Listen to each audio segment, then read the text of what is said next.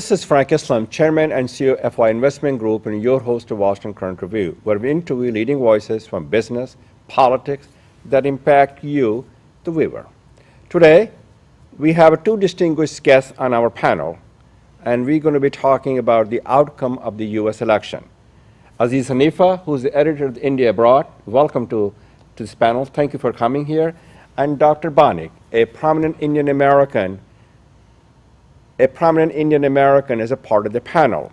Both will be a powerful voice in this conversation. So the question to you is, Aziz, Hillary Clinton won the popular vote, but she did not win the Electoral College vote.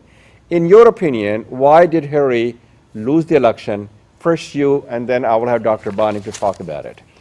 It's still a shocker that people are still trying to come to terms with, including, I'm sure, some of even the Trump people. If you can recall, when even Trump and Kellyanne Conway and all were watching the returns, you could see even the shock on their faces when they had penetrated that firewall of the blue states and were taking states like Michigan, Wisconsin, etc. And that, I think, was the turning point, even though I think indications were there when he took Florida, Ohio fell to him, and also taking Pennsylvania, which was a big, huge prize. So this is just still so shocking, so unbelievable, completely disproved all the polls, all the punditry, because they all spoke about the stock 240 electoral votes that she had, and that she needed only one state like, either Pennsylvania or one of the other big states, and she would be the first woman president. But it was not to be, and it was quite a shocker that even guys like us who've been following, politics, diplomacy for the last 30 years are still trying to come to terms with. So, Dr. Banik, obviously the polls were wrong. We thought she will get about 320 electoral votes, and she came very short of that. And as a Democrats, it seems to me, and Democrats are trying to figure it out, have not been able to come to the terms that they have, because they have lost the white, rural, middle class, lower class America that have a deep Christian faith. So it's the change versus the risk, and they were able to, the Republicans were able to tap upon the fear and the anger and anxiety, not the hope and optimism. So shed some light on it. Well, one thing first, that I think the FBI Director's Comey's last minute I think that it did play an important role. Secondly, the Hillary emphasized only on minorities like the Hispanics, blacks, Asian, but did not concentrate on the mainstream white Americans. Especially the middle class or lower class American. So there was no messaging for them. No messages for them. She did not talk about their plights, their sufferings and their concerns at all. Donald Trump is a great communicator. He knew. Now, one thing I want to tell you in the beginning is that whatever technique he used during the election campaign, he is going to change person. He knows that this is the history. So the Donald Trump will be a different person to person, not as a campaigner. It's not the same thing. Okay. This is what I believe strongly, because he knew how to arouse the masses.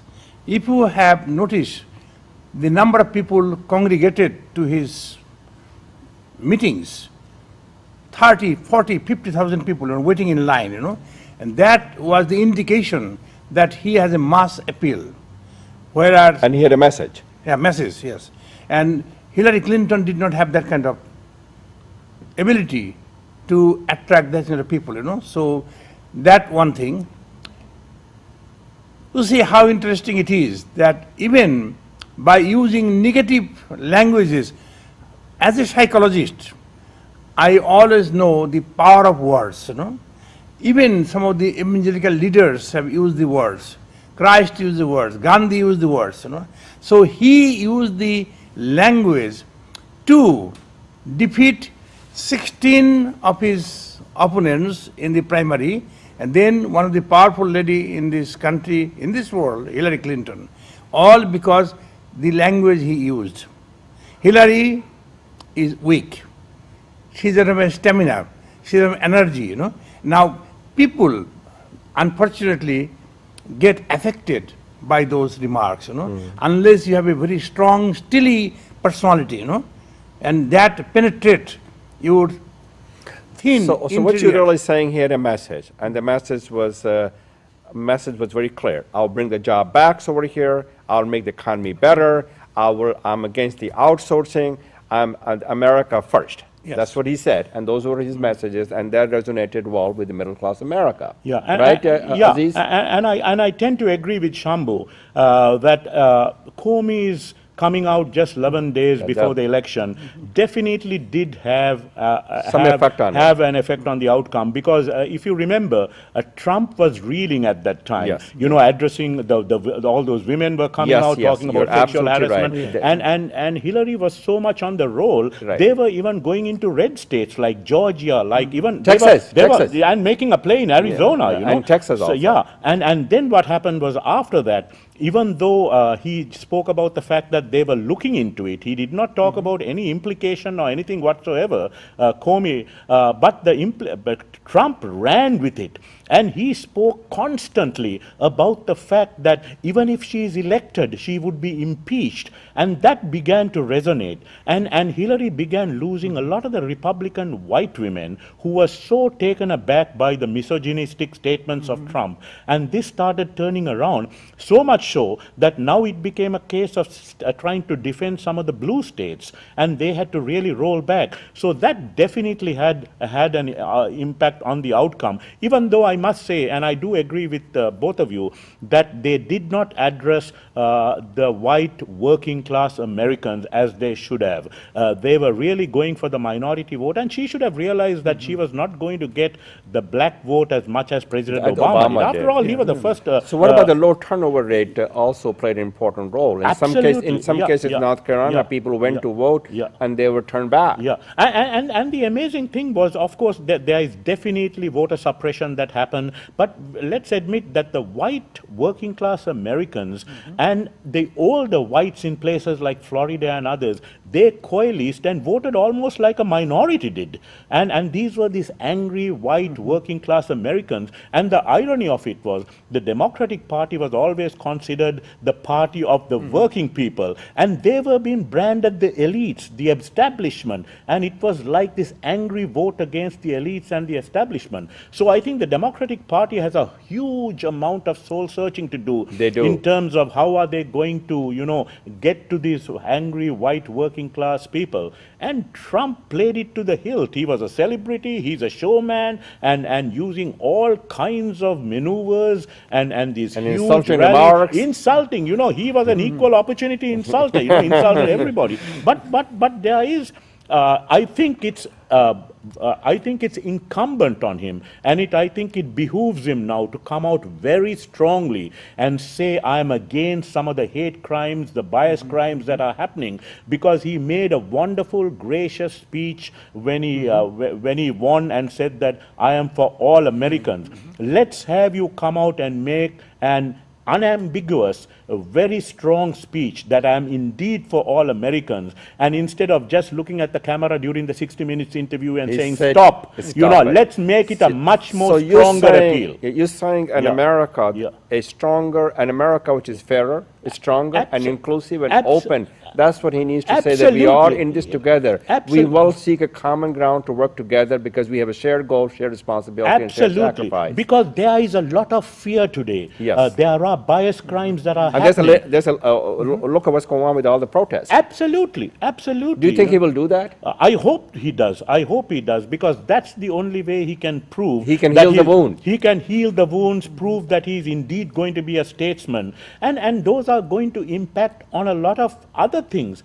including things like foreign policy and how others look at him, and try to alleviate some of the fears and sort of the fact that he was alleged to be a xenophobe and an Islamophobe, etc. So I think it's incumbent on him to come and make a major speech and say, let's stop all this fear-mongering. I am for all Americans. Let's heal the wounds and let's work together. Because that's the only way he's also going to be able to go ahead and meet some of these agenda items and the priorities that he has. Very well said. I wrote a column, I don't know if you've seen it, in Huffington Post about it 2 days ago. It's called Hope Floats. And it's time for us to see the change in America, and we should always figure out the way to seek a common ground to work together, because we got to give him an opportunity to make a difference. Absolutely, absolutely. And a hope lives. Yes. And this is important for all of us to do that. My question to you... Before you go further, I have to point out one more point. If you go through the history of this country's election, you have seen that generally speaking, that when presidents serve 2 terms, there is always want a change. Yes. So you're right. The change was. you're You're absolutely right. Change play an important role. That part has to be emphasized, because the people got the tired change of versus the risk. They were willing to take a risk to make Trump as the president, Yes. but they want to make a change. Change. Yeah. And with the change will be brighter, better. Yeah. We'll have to wait and see what happens. Correct. Now, the poll, you said, the polls were wrong. Yes. I mean, the CNN polls and all kinds of polls, NBC, yeah. they were closed. They would say the popular vote, she already has she still have, you're going to get the electoral votes, 320. Yeah. So obviously, what went wrong there?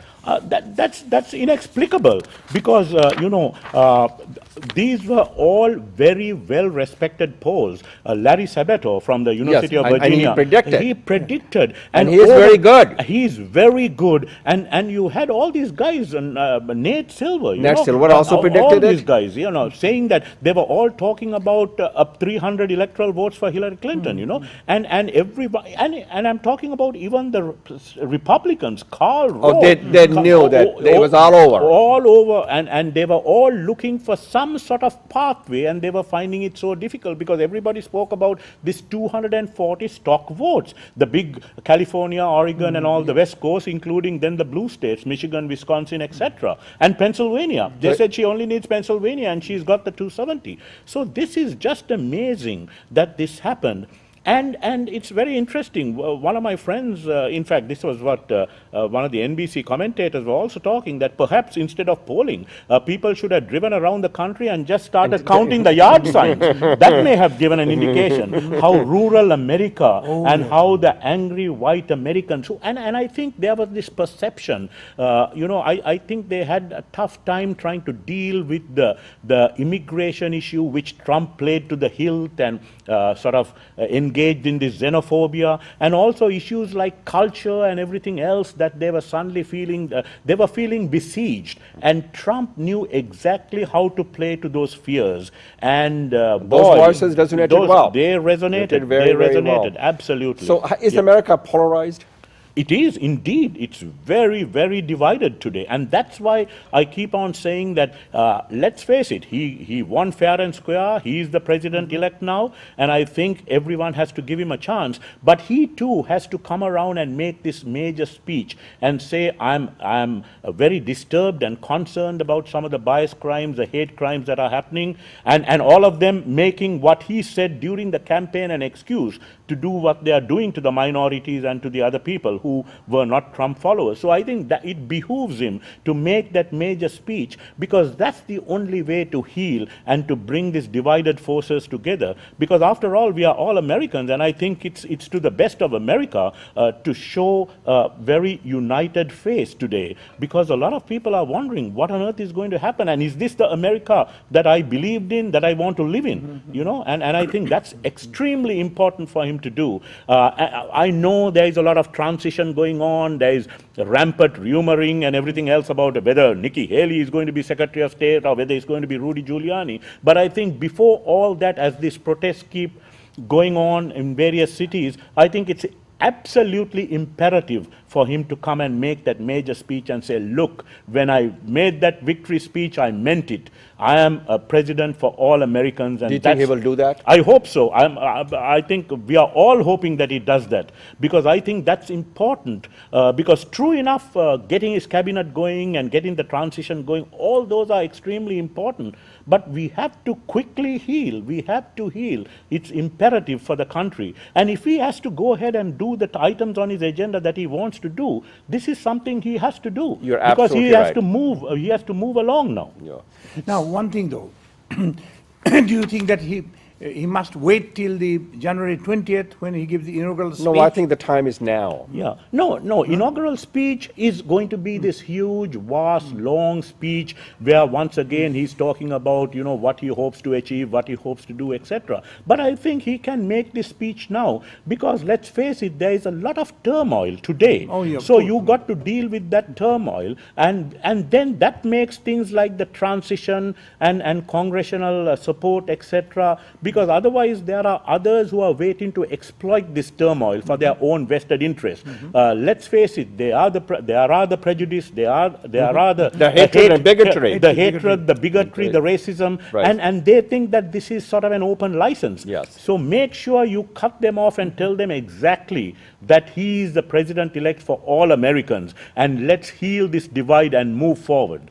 I hope totally that agree. President Trump, would-be president, listens to your comment. Yeah, I think that's a great idea that if he comes forward and tells that I am for all Americans, let's heal, I think that he'll do a good job on that, Aziz, I hope that he listens to your No, this is not But something original. This is something that everybody is Everybody's talking talking about. about. Frank has also written a column on it, in terms of healing the divide. Healing the divide, So it's right. something that everybody is hoping for. All good American, all patriotic, well-minded Americans, yes, he's won the election. We want him to succeed because, like President Obama said, if he does well, the country does well. I totally agree yeah. with beautiful, that. beautiful speech. So, Yeah. so let's talk about, is going to be any significant change in domestic and foreign policies as far as the, under the Trump presidency? Let's just talk about the domestic and then we go to foreign. Yeah. I don't see... Obamacare? Yeah, Obamacare, I'm sure... What about the immigrations? Immigration, I have a feeling that, that there are certain things that he promised so much. He has to even show some kind of symbolic kind of approaches. So Obamacare, he's already said that We're not going to repeal it, we're going to make some changes. Make to some it. changes. Which makes sense. Which makes sense, Yeah. especially because there are 20 million people already on Obamacare, and you can't go back on issues like, pre-existing conditions, yes. having children under 26. And they don't have another alternative plan They don't anyway. have an alternative plan. You're And absolutely what right. are you going to do to those 20 million What about people? all these illegal, what about this path to citizenship for some of these immigrants? I think that's a long way off in terms of path to citizenship, and there is no way he is going to deport or can deport 11 million undocumented or however many millions are there, 14. because that itself is going to be a huge drain on the economy. That's going to add trillions to the deficit, etc. What I foresee is he'll probably round up a few criminals among the undocumented and then send them off. That's about it. Yeah, that's about it. I don't see radical changes happening in the short term. Maybe in the long term, perhaps. What about infrastructures? I mean our bridges, we're talking about the airports and the waterways and things like that have to be. That's something he's going to move very quickly on, and it's ironic because President Obama kept appealing. He kept and virtually he begging, couldn't get and the the Republican Republican Congress just wouldn't appropriate the money. But just see how soon these guys will move on it now, because they want to make sure that their Republican president. Well, they have both ends of the Pennsylvania Avenue. Absolutely, and definitely this is going to add once again, because he can't go ahead and tax people for this infrastructure development. So the Republicans are going to appropriate the money, even though it's going to add to the deficit. But then they want to make sure that some people who are clamoring for jobs get jobs, and then they can turn around and say, "Look, our man did it." Yeah. See, I wrote a column on this. There's $1 trillion, close to $1 trillion sitting in the foreign banks. If you bring them to the lower capital lower taxes and Yeah. use that money for the infrastructure, Yeah. that'll be the best thing they can do. Yes. And I think he proposed that. What Yes. about the corporate tax reform? I think we ought to do that yes, too. also. I think there is going to be some, definitely there is going to be some lowering of taxes and this corporate tax and also some of the trillions that are sitting outside. So Bringing them back to the bringing net them thing. back, yeah. Although those things are going to take a little time, and I think infrastructure is something, and today, this morning in fact, Pence was on Capitol Hill, meeting with his old friends on Capitol Hill, and I think they are already devising a strategy. So I think infrastructure, he's going to move quickly, and then on immigration, I think they'll probably round up a few criminals and undocumented and push them off and say, look, we've got ridden of some really bad apples, you know. And in Yeah. terms of the foreign policy, obviously he was against the NATO, as you know. That he and is it going to be isolationist kind of policy for the America? Because America is a global leader; they need to provide the leadership in the changing world. So, and what about the trade? Obviously, he was against the trade. He was against the TPP. What kind of things is going to happen here? Well, I don't think that he's going to follow up with all those things. These are all his winning strategy. Because as a clinical psychologist, have been in the field for 50 years. I know the human psychology. You know? Yes. So he knew that this is the only way I can win. You know? He cannot change the NATO, all the NAFTA, all these things. It's impossible to do. But the TPP is dead. Yeah, TPP is dead. The definitely. Trans-Pacific. That, I don't yeah. think that NAFTA is going to be that much of a change. I think they'll try to tweak it in Yeah, some way or that the would other. make sense. They And should he'll have. come around and say, look, I negotiated a better deal for us, you know. now today, he's meeting with the and Japanese yes, ambassador. Abe, No, yes, Prime Minister. Japanese, you're absolutely right. Japanese Prime Minister is he's the meeting first one. today, yeah. And on NATO, he's already said that NATO is the pillar of our Absolutely. country. Absolutely. He Yeah. changed his mind on Yeah, that yeah. already. Well, it has to be because we always help Yeah. the NATO. NATO has always been a very Yeah. important ally to us. That interview with Leslie Stahl on the 60 60 Minutes was very, very revealing, you know. There was a lot of pushback on a lot of things. He had virtually said the holy grail of his agenda from Obamacare to NATO. And to the immigration. and So you were lined up and yeah, sent all these yeah, 2 to 3 million yeah, people. Absolutely, yeah. So let's talk about U.S.-India relationship, and then I want to talk about all these several people that has been elected in the U.S. House, as well as the one elected in the Senate, which Yes. is the Kamala Harris. So I want to talk about, do you think any changes will happen in U.S.-India relationship under this new administration?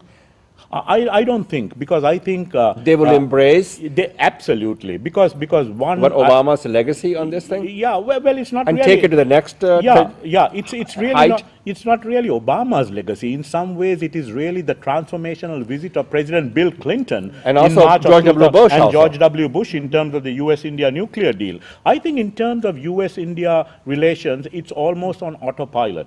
So it will move on without too many problems.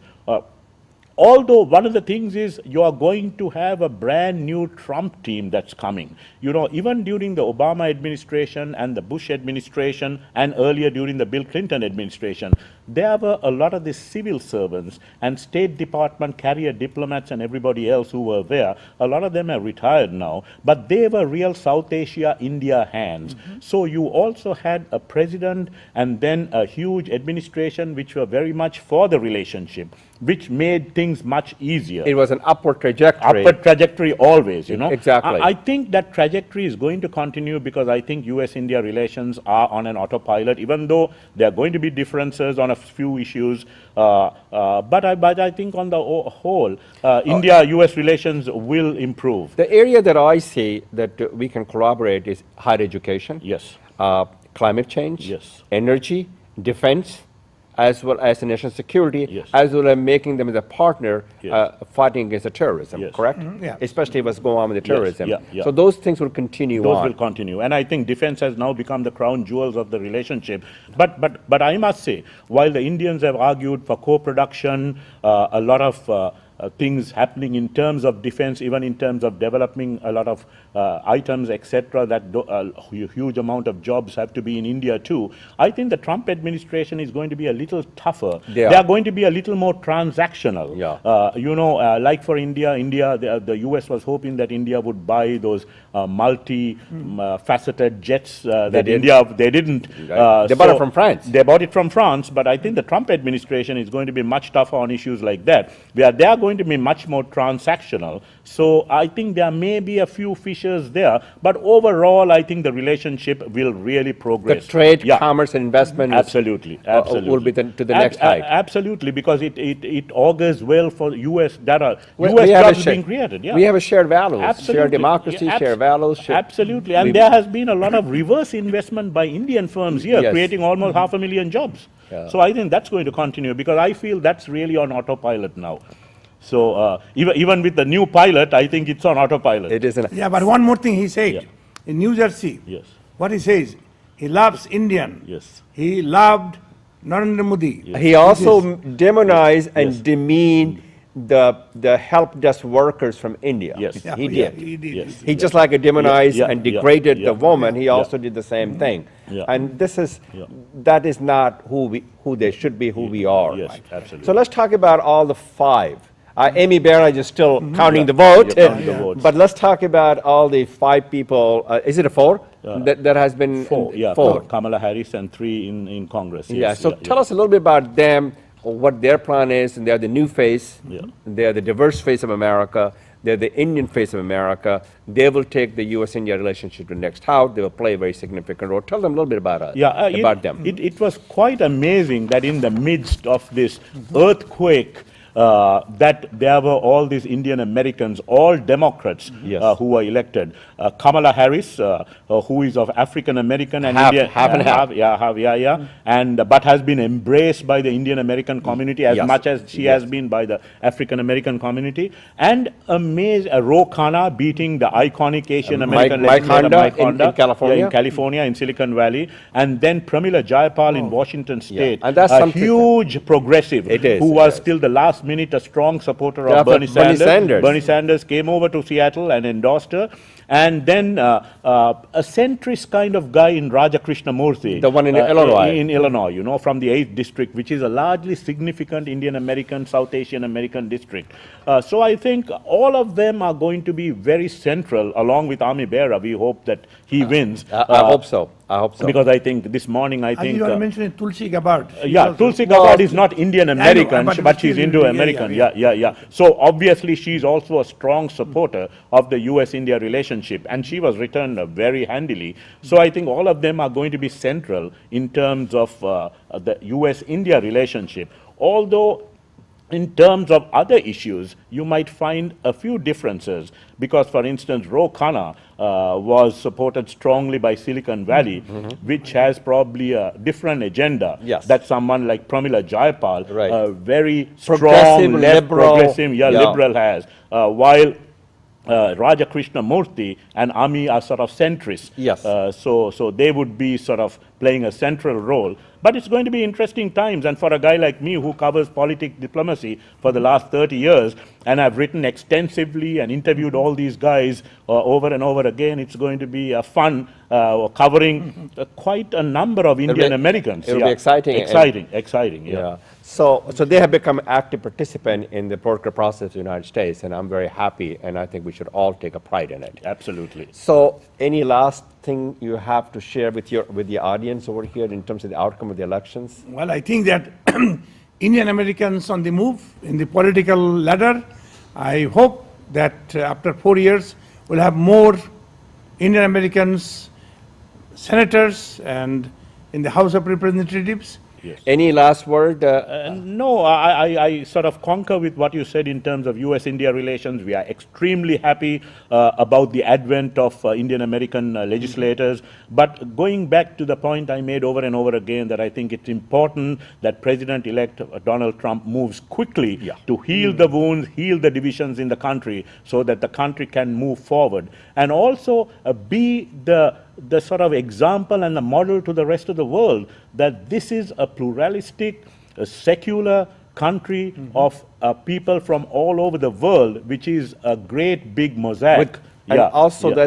there's a democracy, diversity are the strength of America. Absolutely. We should take a pride in it who we are. Absolutely. Are the And we pillars need- that holds the country together. That's exactly Yeah. right. We need to build a stronger, a fairer, inclusive, open America. Absolutely. And thank you very much, You're very Aziz. welcome. Thank Thank you. you. And thank you, Dr. Well, Banik. my pleasure. And this is Frank Islam wishing you a great week. And thank you for watching.